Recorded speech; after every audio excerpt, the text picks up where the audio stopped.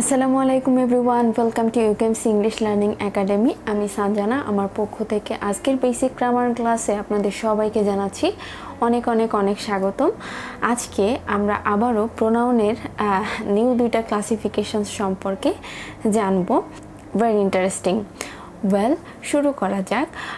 এই দুইটা প্রোনাউন হচ্ছে প্রোনাউন অ্যাকচুয়ালি কিভাবে ব্যবহার হচ্ছে বাক্যে ওটার উপর ডিপেন্ড করে।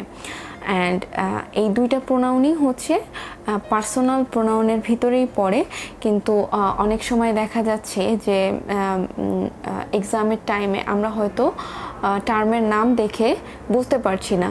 সো সেক্ষেত্রে আমি প্রথমে প্রোনাউন দুটার নাম বলি। প্রথম হচ্ছে সাবজেক্টিভ প্রোনাউন অ্যান্ড সেকেন্ড হচ্ছে objective pronoun. Very easy.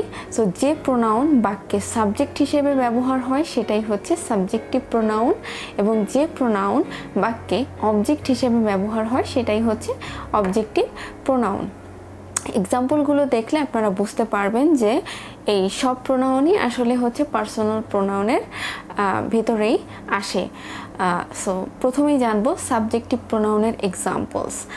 I, we, he, she, it এগুলাই হচ্ছে সাবজেক্টিভ প্রোনাউন, কারণ এই প্রোনাউনগুলো বাক্যে সবসময় সাবজেক্ট হিসেবেই ব্যবহার হয়।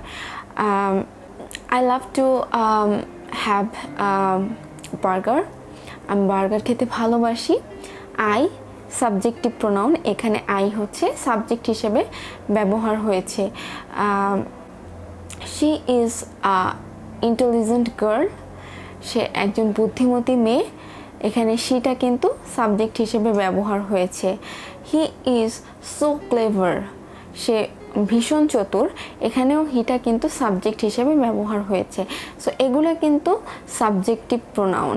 মাঝে মাঝে এমসিকিউয়ে যখন আমরা হচ্ছে ফিল আপ করি তখন কিন্তু আমরা জানি এগুলো কোন প্রোনাউন, কিন্তু টার্ম দেখে কিন্তু আমরা কনফিউজ হয়ে যাই। সো এটা নিশ্চয়ই ক্লিয়ার হয়েছে subjective, what is subjective pronoun. Okay, এখন আমরা যাব হচ্ছে অবজেক্টিভ প্রোনাউনের এক্সাম্পলে। অবজেক্টিভ প্রোনাউনের এক্সাম্পলগুলো কিন্তু হচ্ছে পার্সোনাল প্রোনাউনের ভিতরেই আসে। মি, মাইন, আস এগুলো হচ্ছে অবজেক্টিভ প্রোনাউন, কারণ এগুলো অবজেক্টিভ ফর্ম এবং এগুলো বাক্যে অবজেক্ট হিসেবেই ব্যবহার হয়। হি লাভস মি, এখানে যদি মি এর নিচে আন্ডারলাইন করা থাকে এটা হচ্ছে objective pronoun. Pray for us, আমাদের জন্য দোয়া করো। আস এখানে কিন্তু অবজেক্ট হিসেবে ব্যবহার হয়েছে, তাই এটা হচ্ছে objective pronoun. That's all for today. It was a very easy topic and I think it's crystal clear to you all. Thank you everyone.